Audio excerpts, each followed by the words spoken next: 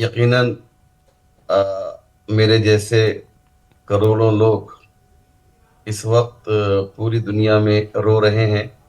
आपने एक लाल शौक दिखलाया और एक दो खबरें, ऐसे न जाने कितने हजारों चौक इस वक्त हैं जहां पर लोग अपने प्यारे और दुलारे रहबर के लिए गिरिया कर रहे हैं। आयतुल्लाह खामेनाई किसी मुल्क के प्राइम मिनिस्टर नहीं थे। आयतुल्लाह खामेनाई किसी मुल्क के प्रेसिडेंट भी नहीं थे। उनका जो कुछ भी रुतबा था, जो दर्जा था, जो मर्तबा था, वो एक वली फ़कीह का मर्तबा था। एक स्पिरिचुअल लीडर थे वो। और ये जो ऐसे लीडर हुआ करते हैं वो मुल्क के दायरे में नहीं रहते, उनको सरहद में कैद नहीं किया जा सकता है। इसलिए अगरचे वो ईरान के रहने वाले थे, लेकिन पूरी दुनिया में, खुद अमेरिका और यूरोप में उनके मानने वालों की तादाद लाखों बल्कि करोड़ों में हो सकती है। आप देखेंगे कि उनके जनाजे में जो भीड़ आएगी, शायद वो सारे रिकॉर्ड को तोड़ दे। इतने इनके चाहने वाले हैं। इस वक्त मैंने वीडियो देखा, करबला में इमाम हुसैन के मज़ार पे, मशहद मुक़द्दस में और अलग अलग जगहों पर लोग रो रहे हैं। आपके सवाल का जवाब यही है कि इसका अंत अब शायद न हो।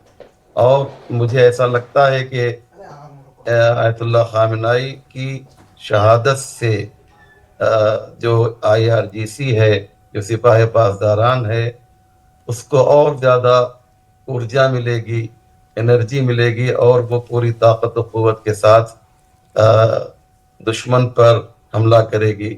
मैं आपके इस मोतबर और नहायत ही इम्पोर्टेंट चैनल से ये ऐलान कर रहा हूँ कि आप देखिएगा कि एक दो दिन में नहायत ही ख़तरनाक हमला ईरान अपने दुश्मनों पे करने जा रहा है।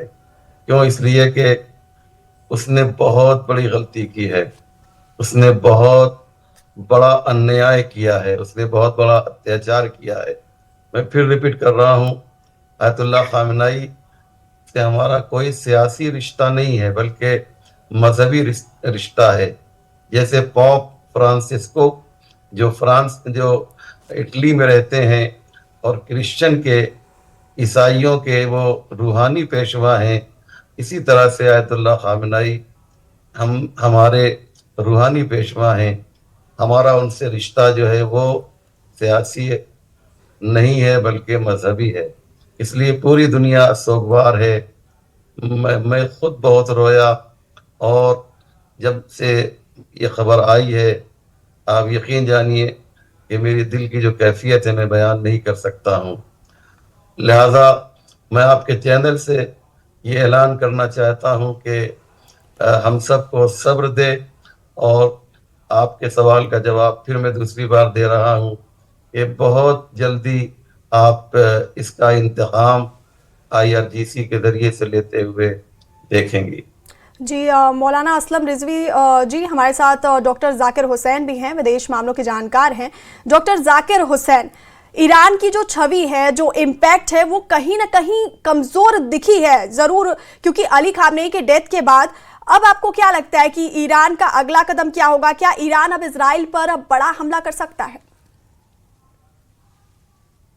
देखिए, पहली बात तो यह है कि क्या इजराइल अब अमेरिका यहीं रुक जाएंगे? जी जी। उनका ये उनका ये प्लान है कि जितने बचे हुए और भी जितने भी टॉप लीडर्स हैं उनको ख़त्म करना है।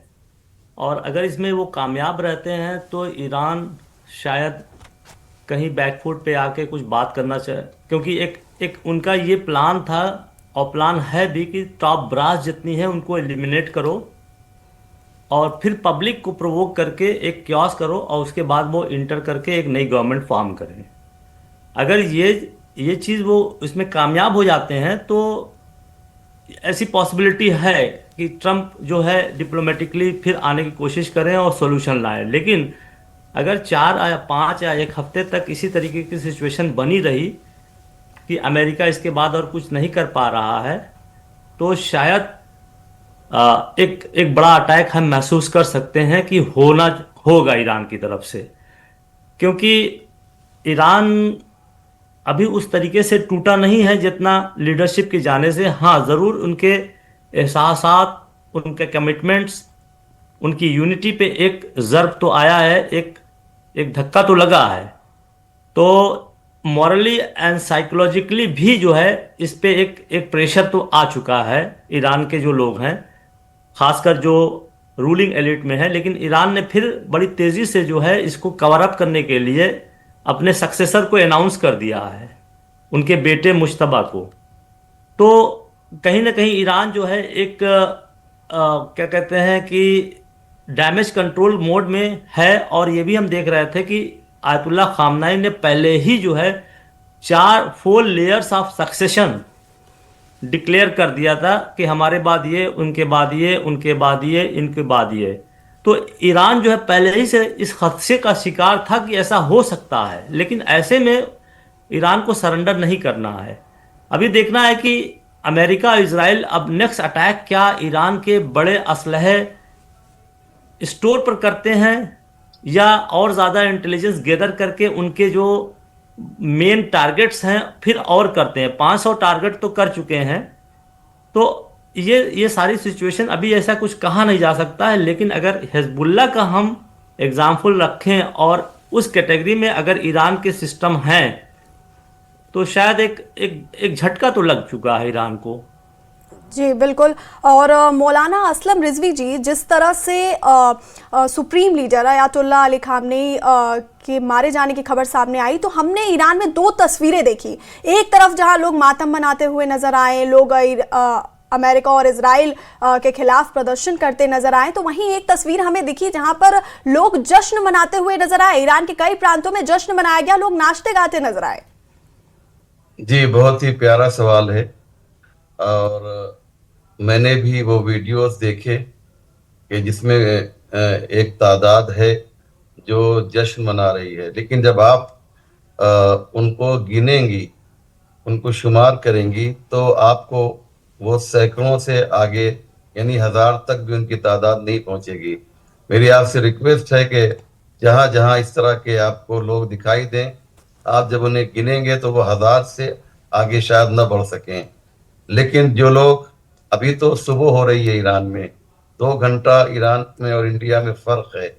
यहाँ पर माशाअल्लाह पूरी सुबह हो चुकी है, वहाँ इस वक्त 7:30 बज रहे हैं। तो जब और सुबह होने दीजिए, तो आप जब देखेंगी तो ईरान के सड़कों पर जो है तिल रखने की जगह नहीं मिलेगी। और वो 2-4% लोग जो सड़क पर निकले हैं, शायद वो इन लोगों के जज्बे को देखकर वो घर में बैठ जाएं। देखिए, हर जगह अच्छे और ख़राब हुआ करते हैं। इससे पहले भी ईरान की हुकूमत के ख़िलाफ़ बहुत बड़ा प्रोटेस्ट हुआ, जिसमें 60,000 मशीन गन पकड़ी गई और कई सौ पेट्रोल पंप जलाए गए जो प्रोटेस्टर थे। बल्कि मैं तो कहता हूं कि वो एक तरह के वो फसादी टाइप के लोग थे जो वहाँ के संपत्ति को जला रहे थे। उन्होंने वहाँ के बैंक जलाए, बहुत से ऑफिस को जला दिया। इसे प्रोटेस्ट नहीं कहा जाता है। चलिए, मैं मान लेता हूँ कि वो प्रोटेस्टर भी थे, तो उनकी तादाद जो है बहुत महदूद थी। लेकिन जब अयतुल्लाह खामनाई की हिमायत में पूरे ईरान में हर शहर में लोगों ने जुलूस निकाला है, प्रोटेस्ट किया है, तो उनकी तादाद करोड़ों में पहुंच गई थी। सिर्फ 30 लाख लोग वो वली असर स्क्वायर से इनकलाब स्क्वायर तक जो क्राउड था, बताया जाता है कि 30 लाख लोग अयतुल्लाह खामनाई की हिमायत में निकले थे। याद रखिए, अच्छे खराब लोग हर जगह होते हैं, लेकिन हमें देखना यह है कि अयतुल्लाह खामनाई या वहाँ की हुकूमत के पक्ष में, उनकी हिमायत में कितने लोग हैं और उनकी मुखालफत में कितने लोग हैं। तो हम सब जानते हैं कि ईरान की हुकूमत इतनी कमज़ोर नहीं है कि 2-4-10 रोज़ हमले में जो है वो सरेंडर कर दे। मैं फिर रिपीट कर रहा हूँ, ईरानी हुकूमत, इससे मोराल हो सकता है डाउन हुआ हो अयतुल्लाह खामनाई के जाने से, लेकिन इनका जज्बा जो है आगे बढ़ेगा और ये फिर मजबूती के साथ उभरेंगे।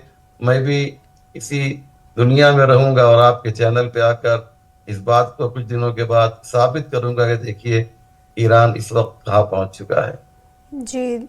और डॉक्टर जाकिर हुसैन, आपसे मेरा एक सवाल है कि जब इजराइल ने ईरान पर हमला किया, उसके बाद ईरान ने जिस तरह से 8 देशों पर हमला किया जहां जहां पर भी अमेरिकी एयरबेस मौजूद थे, तो इसके बाद अब आपको क्या लगता है कि क्या इस पूरी घटना से जो मिडिल ईस्ट है उसमें बड़ी जंग छिड़ सकती है? देखिए, ईरान ने तो पहले ही अपना मौक़िफ़ क्लियर कर दिया था कि हमको क्या करना है, और उसने जी। उसको किया। और खासकर जिन बेसिस पे अटैक किया है, उसका पहला टारगेट था कि जो रडार वगैरह लगे हैं उसी को उसने हिट किया है, ताकि अमेरिका को फिर जो है एक तरीके से ब्लाइंड किया जा सके, ताकि वहां पे उनके जहाज व तमाम सारी चीज़ें जो है ब्लाइंड हो सके। और अभी ईरान ने कुछ ऐसा कहा नहीं है कि वो चीज़ें रोकेगा या क्या करेगा। रिटेलिएशन का ऑप्शन तो ईरान ने अभी खोल के रखा है। और मुझे लगता है कि अब ईरान बहुत ही सिलेक्टिव हो जाएगा, क्योंकि उसको अपने रिसोर्स को भी बचाना है और इस लड़ाई को लंबा भी खींचना है। क्योंकि लंबी लड़ाई अगर चलती है तो ट्रम्प के लिए एक एक मुसीबत होगी, क्योंकि ट्रम्प को लगता है कि मिशन अकॉम्प्लिश्ड, कि ये जिस चीज़ के लिए आए थे वो अकम्प्लिश करते हैं, अब छोड़ के चले जाते हैं। अब हो चुका, ऑनरेबल एग्जिट हो गया, कुछ कहने को हो गया उनकी अपने कंट्री में कि हमने देखो ये कर दिया। और उनके स्पीच से भी लग रहा है कि हमने बहुत बड़े टेररिस्ट को मारा, जैसे वो एड्रेस कर रहे हैं। लेकिन ऐसा नहीं है, वो उनके लिए टेररिस्ट हैं, दूसरे के लिए एक इमाम है। तो ये एक ऐसी सिचुएशन पे है अभी, हालात ऐसी सिचुएशन ऐसे पॉइंट पे है कि अभी कुछ कहा नहीं जा सकता कि किधर जो है हालात जाएंगे। लेकिन हम श्योर हैं कि जाकिर हुसैन जी, आपकी आवाज हम तक इजराइल नहीं अभी आ रही है। सेटिस्फाई नहीं होगा इतने से अचीवमेंट से। ट्रम्प हो सकते हैं जी जी। जी, ट्रम्प हो तो कुछ और है।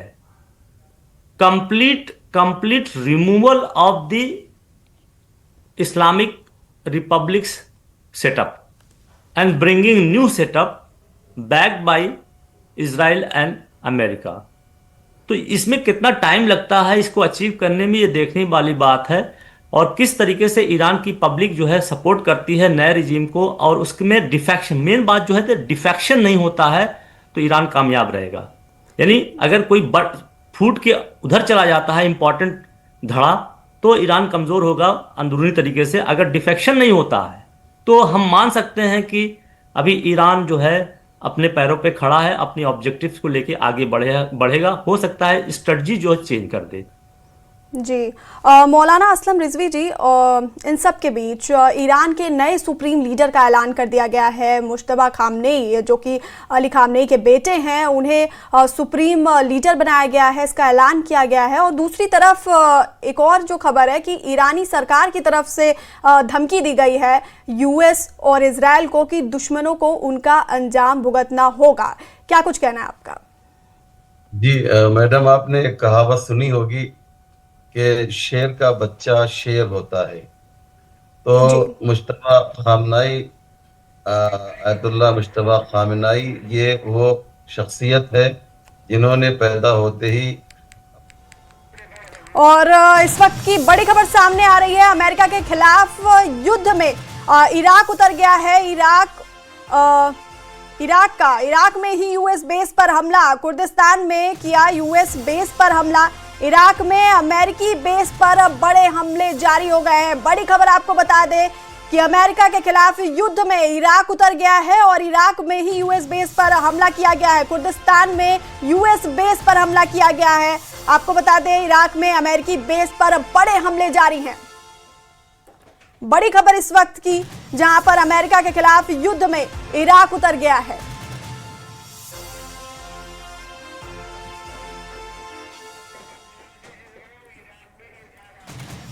और मौलाना असलम रिजवी जी, बड़ी खबर सामने आ रही है, इस युद्ध में अब इराक की एंट्री हो गई है। इराक ने अमेरिकी बेस पर बड़े हमले जारी हैं। इराक में ही यूएस बेस पर हमला किया गया है।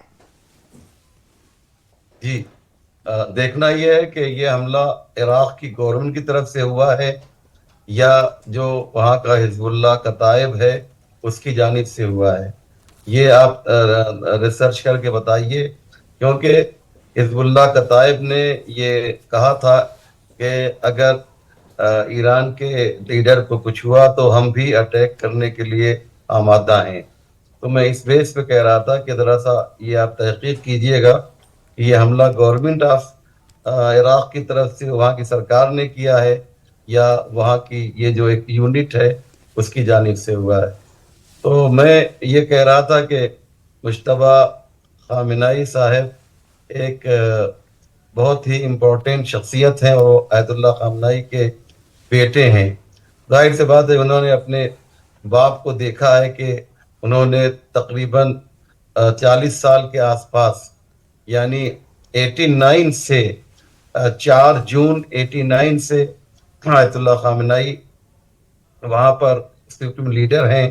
इमाम खुमैनी का इंतकाल जो हुआ था वो 3 जून 89 को हुआ था और 4 जून को इनका सिलेक्शन हुआ था। तो कहने का मकसद ये है कि इन्होंने अपने बाप को देखा है और उन हालात में भी वो अपने बाप के साथ थे कि जब ईरान बहुत ज़्यादा मुश्किल दौर से गुजर रहा था। ईरान के ऊपर 8 साल की जंग थोपी गई।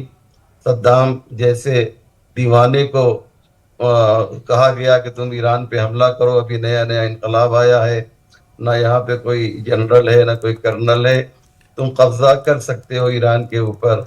और वो जंग 8 साल चली।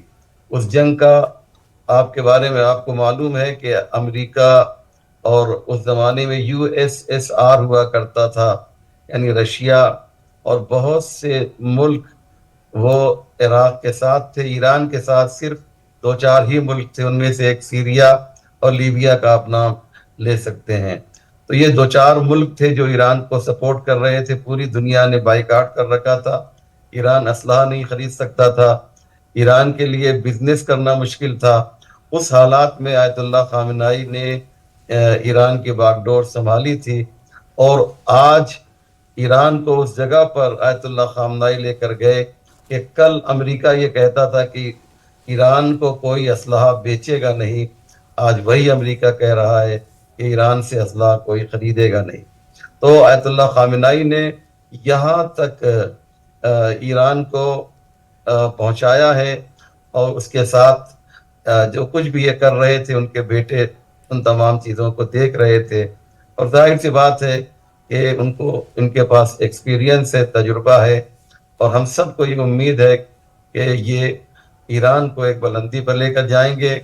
और इनका जो इंतखाब हुआ है, जो सिलेक्शन हुआ है, हम इसका खैर मकदम करते हैं, इस्तकबाल करते हैं। जी डॉक्टर जाकिर हुसैन, जिस तरह से इन सब में अब इराक की एंट्री हुई है, इराक में यूएस बेस पर हमले लगातार जारी हैं, क्या कुछ कहेंगे इस पे आप? देखिए, मुझे बहुत ही ताज्जुब की बात है। एक तरफ तो इराक कहता है मैं उनके साथ हूँ, हिजबुल्लाह कहता है मैं उनके साथ हूँ, हुतीस कहता है मैं उनके साथ हूँ, लेकिन किसी का कोऑर्डिनेटेड एफर्ट, कोऑर्डिनेटेड एक्शन नहीं है। अब ईरान के साथ ये हो गया तो इराक खड़ा हुआ है। ईरान अभी अंदरूनी मामला से निपटेगा कि इनको बैठा ले, उनको बैठा ले, क्या करे, तो उधर होगा। अमेरिका को फिर एक चांस मिल जाएगा। इजराइल को जिस तरीके से उनकी कोऑर्डिनेटेड पॉलिसी बना के वो अटैक करते आ रहे हैं 2 साल 2.5 साल से, वो चीज़ ईरान में बिल्कुल मिसिंग है और इसका खमियाजा ईरान को भुगतना पड़ रहा है। कि जब हिजबुल्लाह ने ईरान से कहा कि हमें सपोर्ट करिए तो ईरान मतलब नहीं आया उस तरीके से।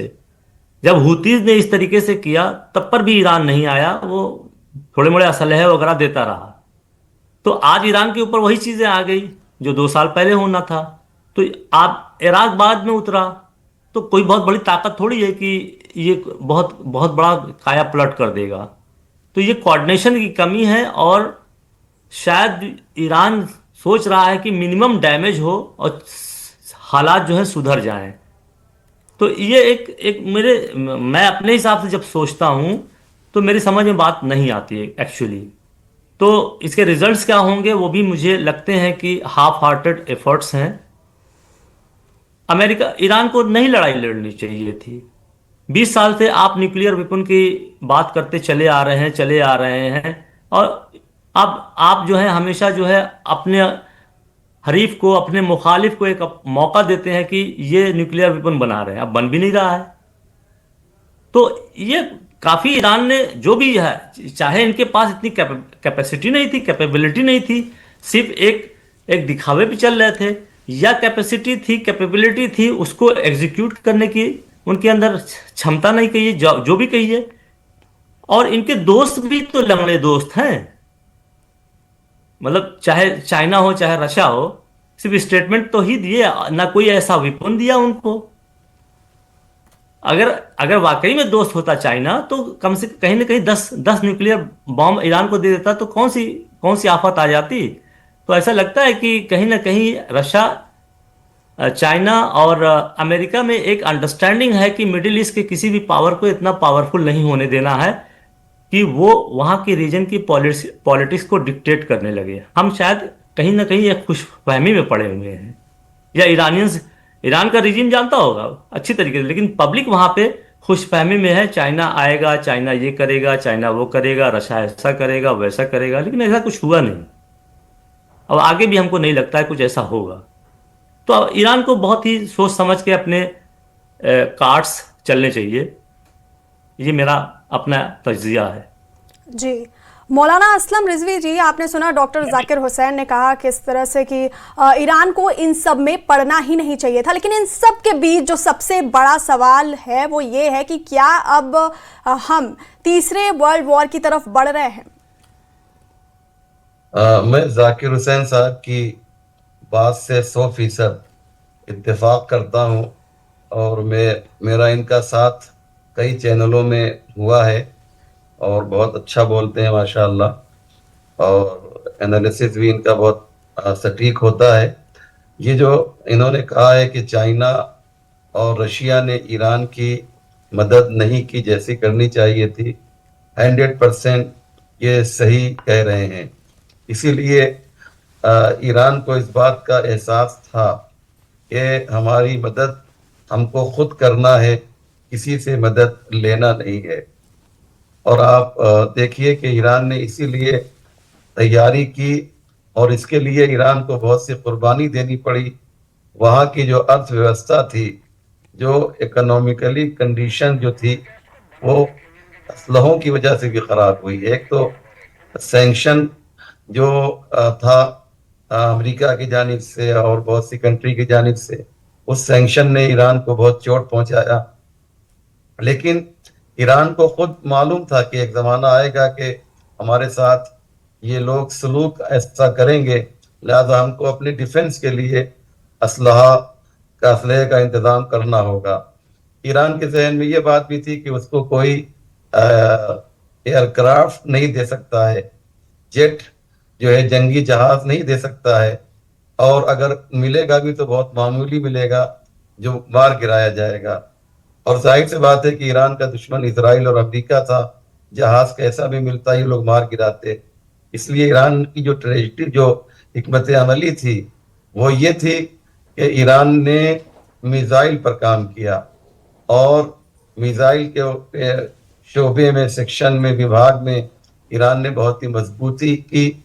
और बहुत से लोगों का कहना यह है कि वो इस वक्त मिसाइल के मामले में किंग है, और दुनिया ने 12 दिन की जंग में देख लिया कि ईरान ने किस तरह से इजराइल के परास्ते उड़ा दिए। अभी तो ये जंग जो है तकरीबन 24 घंटा हुआ है, एक दिन या एक रात आप कह सकते हैं। तो अभी तो जंग जारी रहेगी, और दुनिया देखेगी कि ईरान किस तरीके से अपने रहबर की शहादत का बदला ले रहा है। आपने ये भी सवाल किया कि क्या थर्ड वर्ल्ड वार होगी। मेरा ख्याल, जाती ख्याल ये है कि ये बहुत ही मुश्किल है। क्यों? इसलिए कि थर्ड वर्ल्ड वार उस वक्त होगी कि जब ईरान के चाहने वाले 10-20 मुल्क हों, लेकिन 2 ही 3 हैं जो ईरान से मोहब्बत करते हैं, और उनकी इतनी हिम्मत नहीं है कि वो खुल के आ सकें। हाँ, अगर ये खुल के आएंगे तो उसके बाद दोनों तरफ से मुकाबला होगा, और ये तीसरी आलमी जंग होगी, लेकिन इसके इम्कानात ना के बराबर हैं। जी, मौलाना असलम रिजवी जी और डॉक्टर जाकिर हुसैन जी, आप दोनों को रोकेंगे क्योंकि बहुत छोटे से ब्रेक का वक्त हो गया है। बने रहिए हमारे साथ और रुके।